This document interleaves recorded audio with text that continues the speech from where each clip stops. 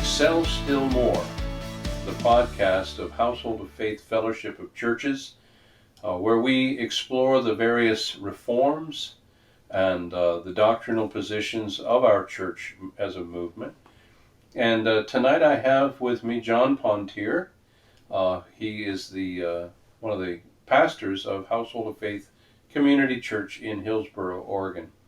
And so, John, I wanted to continue our conversation about what the church in Hillsboro does to support, outside of the Sunday services, the raising up and the nurturing, the training, the discipling, and the promotion of a body life of people who are really bearing one another's burdens and loving one another. So we talked about the Men's Leadership Institute, right, and how that focuses on the men and on the ministry of the pulpit. What else do you do to accomplish the ministry goals of the church? Well, like I think I mentioned the last time we were talking, we don't really have programs, Mm-hmm. like a typical program driven kind of situation. But we do have things that we do predictably. So, example, the men gather on a Saturday morning from like 8 to 10 for men's breakfast. Okay. Every other month. So again, Okay. we're trying not to load people's schedules, right? Right. But we're trying to create still touch points relationally, Right. And as well as those opportunities at the men's breakfast. Try to get one of the other dads, not Right. an elder, Right. to lead a devotion. Mm-hmm. That way, like you said earlier, right? We're trying to help men step into the role of Yes. spiritual leader, Yeah. and the responsibility to prepare a Right. 10-15 minute devotion is one of those stepping stones, I guess you'd say. And then we try to also have a kind of activity that will bond us more, like guys together kind of thing. So food, right? Yeah. You gotta bring food. Yeah. I'm always the donut guy, Yeah. so I bring the donut. But other guys bring good cooked things from their wives, and Mm-hmm. so yeah, every other month for the Okay. guys. So these things are done intentionally. They're done consistently.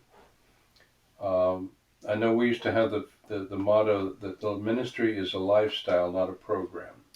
Right, I remember that now. And so even though something can be done consistently, predictably, intentionally, it doesn't have to take on the feel that this is something that is just an official function, and it now is like a government program where it takes on a life of its own and just goes on and on and on, even though it's not accomplishing its purpose. So there's a lot of room for saying, let's do something different. But the breakfasts are, I think food and fellowship and intentional conversation around the Word is a good routine. It's a good thing to keep going with and keep building that up. So what else do you do? We have a similar thing on the ladies' side. Actually, lately it's been monthly, and then it went to every other month. Again, it kind of fluctuates based on what people can handle and what they can't. So they study through a book of the Bible. Okay. And gather together. We have somewhat, and like as a leadership team, we gather at the end of January, so Right. the families gather together for both, just relation building, as well as kind of planning out what are we going to do for the coming 12 months, Right. and things that are always on the list are like the church camp out, the church in the park. We try to meet in one of the public parks. Out in the open, talking about Jesus. A crowd to draw a crowd. Yeah, or at least to be exposing the church to the outside world, not just inside a building. We have the retreat for the fellowship, for the leadership And that's for the deacons and the elders? And the elders, husbands and wives. Yeah, that and their wives, yeah. Again, relationship building, Mm-hmm. time in the Word. And that's vision. a retreat. You get away to the coast for that. Yeah. Yeah. And then we have a men's retreat and a women's retreat in the spring. I skipped over those, but Okay. in the early years, we would actually like travel to a Piper conference or a Ligonier conference or something like that. The church would pay for the individual's registration, hotel, food, and then the individual's responsibility was the airplane ticket. Yeah, to get there. Get there. And that, I was blessed each and every time I was able to participate. Mm-hmm. In the last couple years, we kind of shifted to try to increase the participation and the age participation. So originally, early, it was just householder, pretty much married men or single young men in 20s kind of thing. And now it's more down to teenage from like 13 to, with dads. So what we did was we go to like the coast and get a house, and then we stream the messages that we would have flown away to see. Obviously not all of them, because we don't. We try to pick the key, what we feel are the key messages, and it gives us a chance to experience the biblical topic that we're watching and interact on that, and also have, again, time to build relationship and time together. That's good. Yeah, I think that it's a good investment for the church to bear a substantial portion of the expense of the men doing something that is an investment in their ministry future, and then for them to also have some skin in the game, as they say, where they have to cover the costs of whether it's going to Minneapolis for a pastor's conference on site, or whether it's going to the coast and spending the time there. But the idea is that there's a partnership. We want you to begin to bear fruit in our church, and we're willing to invest in you. We're willing to do what we can to get good tools into your hands. And going to a pastor's conference is a great way to do it, because they hand you a bag. Yes, you get lots of books out of it. Get a lot of books out of it, and plus what you can pick up in the bookstore on your own. Now, I want to circle back for a minute, and talk about the women's, group, or the is it a breakfast or a tea or what is that, or Bible studies? It's like a Wednesday night meeting, I guess. Now, the resources that are used in that women's ministry, who chooses them?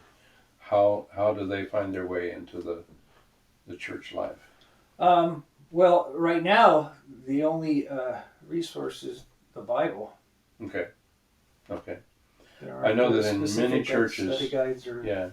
in many churches, the women's ministry can be a conduit for a lot of squirrely doctrine, and books that are popular in the Christian bookstores, which often are not vetted very carefully in terms of soundness of doctrine, and you end up with the women's ministry studying something that is abhorrent to anybody who's biblically qualified to be an elder.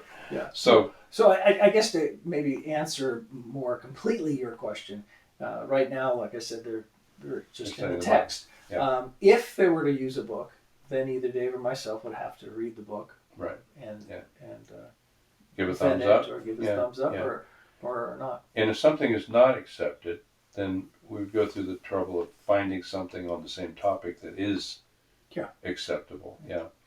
It's a sad thing that we put all of this energy into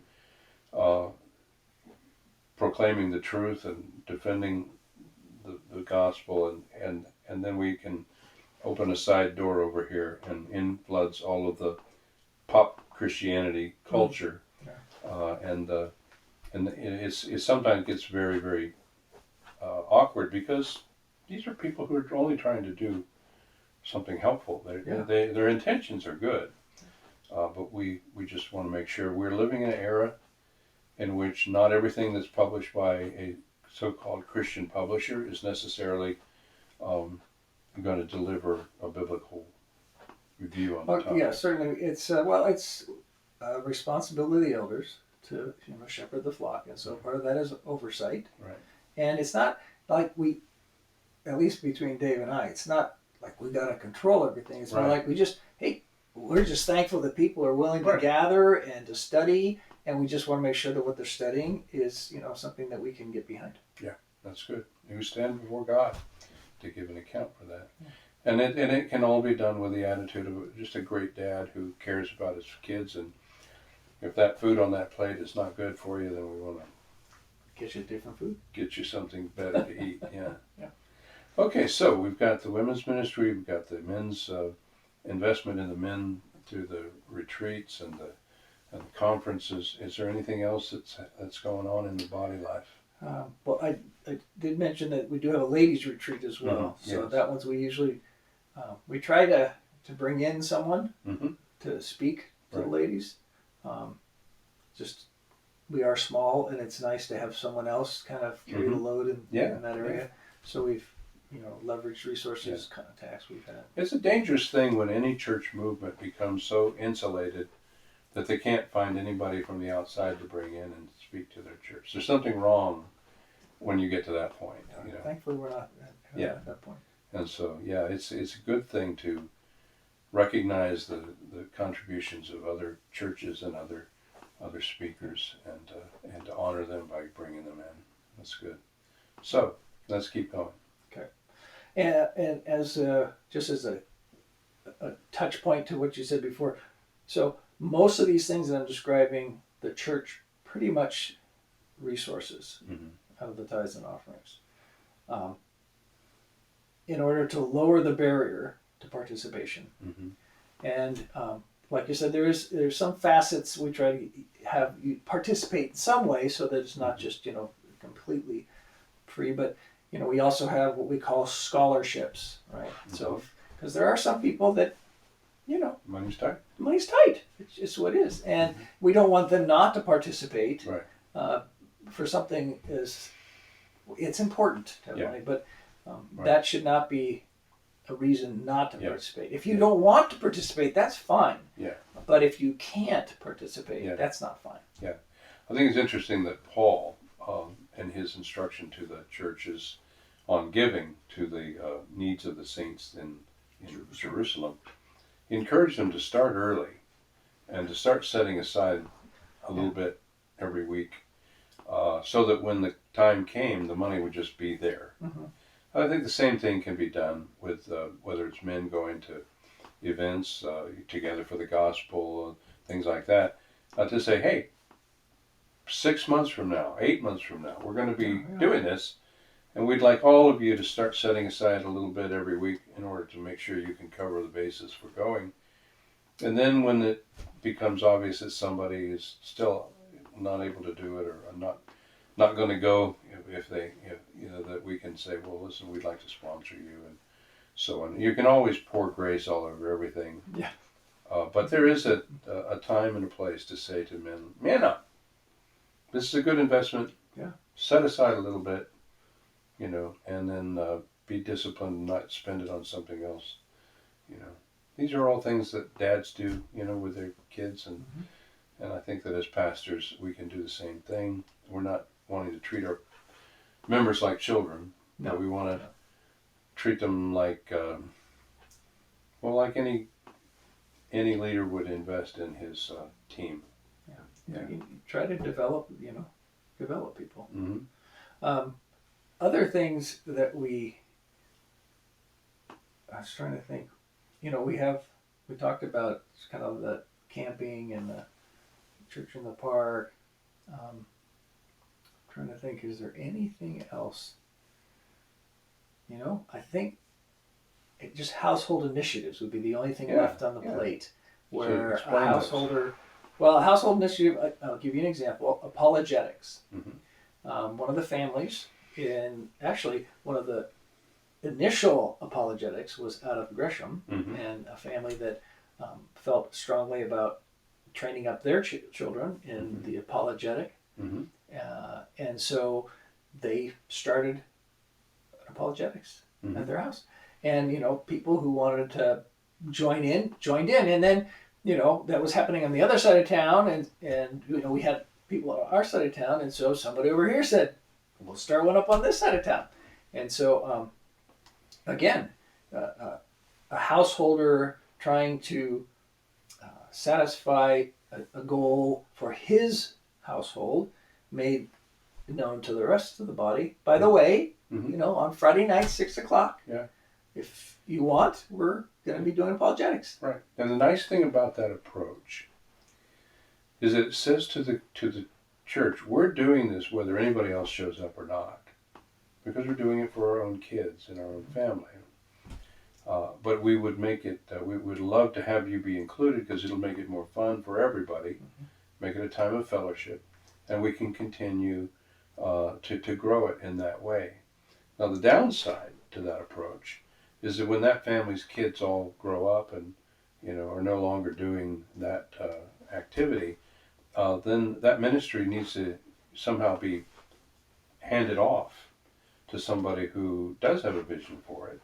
So we don't end up with great opportunities that then just disappear suddenly. We saw that happen in a few cases, and so I always like to emphasize: don't just work your way through it and say, okay, we're done with that. Try to hand it off to somebody else that can keep it going for other families whose kids are right in that zone where apologetics. Yeah, but that is the the downside or the upside or both sides of the coin, where we are really household initiative based. Right. And if you don't have any householders that want to take initiative, yeah. If you're listening to this, take some initiative as a householder, because you are the primary delivery system of the body life of the church. That's exactly the right. elders and the deacons and everybody else, we're here to try to keep that body life vital and healthy. Yeah. But if it's not happening in the families, then it's not happening. Exactly. But just as a side note, it is possible for these types of things to continue on a household level. For example, we had kind of a young adult kind of gathering at our house. We would watch videos on worldview or videos on, True You, Who is Jesus, Mm-hmm. Is the Bible reliable, worldview, biblical topics. Mm-hmm. And then we'd have food. And I did that one season because I had young people in my home, right? Mm-hmm. Now, they're all up and out. But we're probably going to start up a young adult thing in our house for the next set of young adults, just not my young adults. Yeah, that's good. So that's still possible. Yeah, we can.